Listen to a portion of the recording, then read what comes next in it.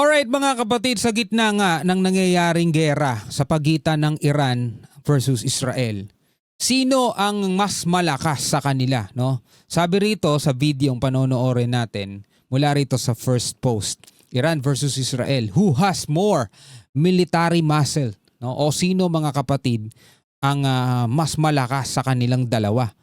Sabi rito, as hostilities continue between Israel and Iran, comparisons between their military capabilities have come into sharp focus. Iran fields a large force combining regular troops with the powerful Islamic Revolutionary Guard Corps and boasts a vast arsenal of missiles and drones. However, Israeli strikes have exposed weaknesses in Iran's air defenses. Israel, though smaller in numbers, mas maliit, holds a technological edge backed by advanced weaponry and U.S. support. With both sides showing no signs of backing down, the region remains on edge. This report examines the firepower, strategy, and support networks shaping this confrontation. Alamin natin mga kapatid, sino nga ba ang mas malakas dito sa dalawang to? So bigyan natin to ng reaction mga kapatid, panoorin natin mula rito sa first post. Kung bago ka pa lamang dito mga tol, huwag mong kalimutan mag-subscribe. Click mo na rin ang notification bell para ma-notify ka whenever na may mga bago tayong reaction video tulad nito. Huwag na natin patagalin pa, panoorin na natin to mga tol. Israel versus Iran, who has more military muscle? So Israel and Iran are at war. There is talk of a ceasefire, although right now it feels remote. But can they sustain a long war? How do their militaries compare, and who's got more muscle? Let's take a look, starting with Iran. On the face of it, Iran looks strong. Its army has 600,000 troops. Iran's military power, 600,000 troops and 200,000 are IRGC. Plus the IRGC has 200,000 men. That's the Islamic Revolutionary Guard Corps, the IRGC. They are the guardians of the regime. They're much more powerful than the military. In many ways, they are the ones who call the shots in Iran. Together with the military, that's 800,000 men that Iran has. Of course, there are no women. This is Iran after all. So yes, they have the numbers. But what about the firepower? Not the best, to say the least. Not the best. Israeli strikes have exposed them, particularly in the skies. Israel blinded Iran's air defenses and killed their generals. Even the capital city of Tehran was not spared. So may mga tinatamaan ding parang civilian o residential area sa Tehran, no? Hindi ilang mga ang tinatarget ng ng Israel is mga facility. Kumbaga may nadadamay din talagang mga civilian, mga tol. Yan, like for example ito, di ba? Mukha naman siyang residential area eh. Israel strikes Tehran, claims aerial superiority.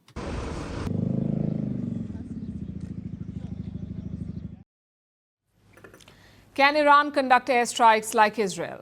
Well, not really. The Iranian fleet has around 350 antiquated planes. Most of these are old American planes bought before the Islamic Revolution of 1979.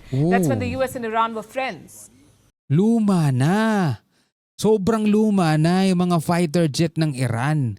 No, mga old American yung magkaibigan pa ang Iran at Amerika. Doon pa nila nabili yun. So Tehran got American weapons and jets.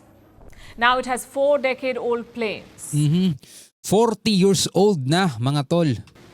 But Tehran does have other options, like the capability to build a large number of missiles and drones. In fact, since the beginning of this conflict, Iran has been firing missiles at will. Most were intercepted, but some did land. And they caused considerable damage. Tehran has over 3,000 ballistic missiles. All of them can travel as far as Tel Aviv. That's what a US general has told American lawmakers, in 2022. And Iran is well known for its drones too, especially the Shahid drone, which is a suicide drone. It is designed to crash into the target and explode. Iran supplied a large number of these drones to Russia. They have proven to be deadly against Ukraine, and now they're deploying the same drones against Israel.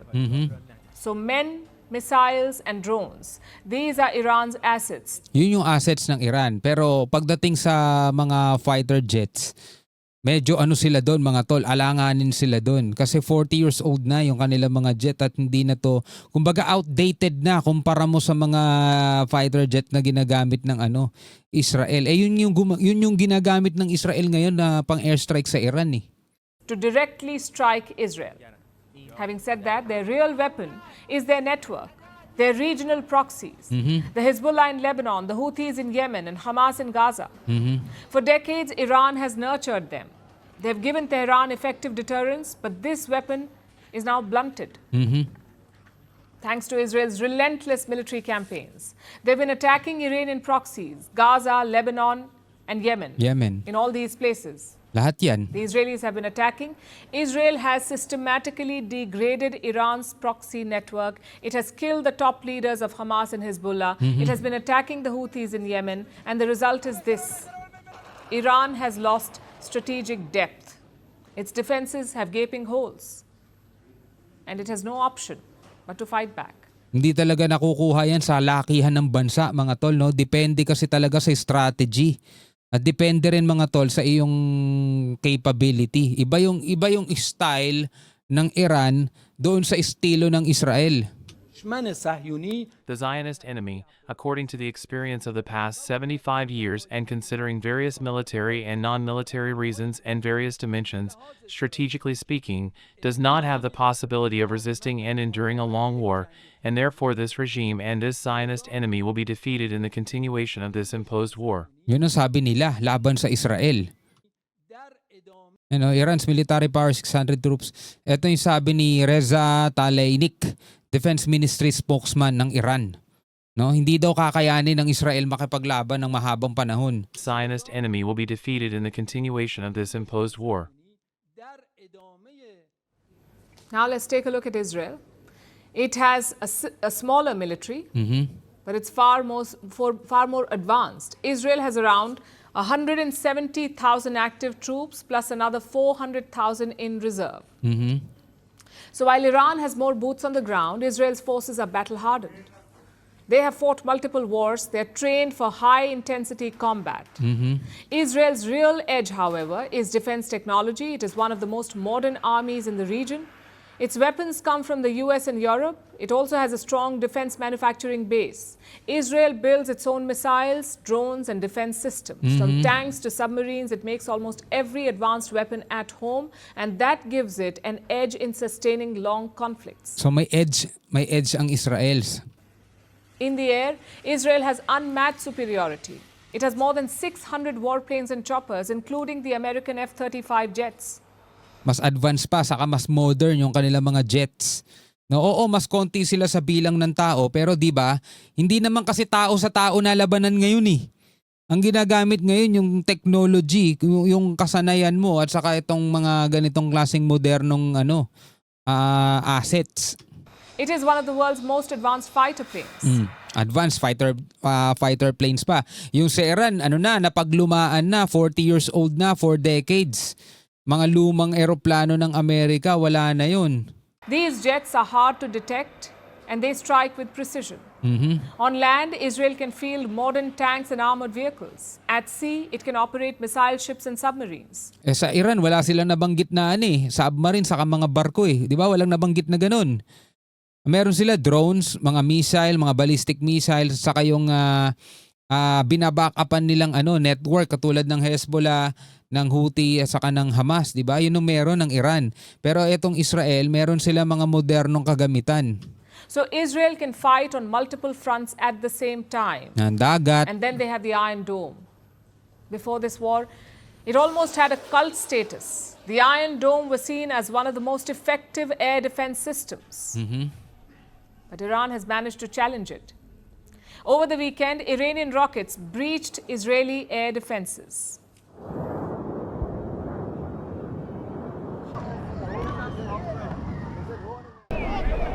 May nakakalusot pero nga ang mali ng Iran dyan, hindi naman kasi military facilities ng Israel ang target nila eh. So hindi nila napipilayan ng husto yung Israel.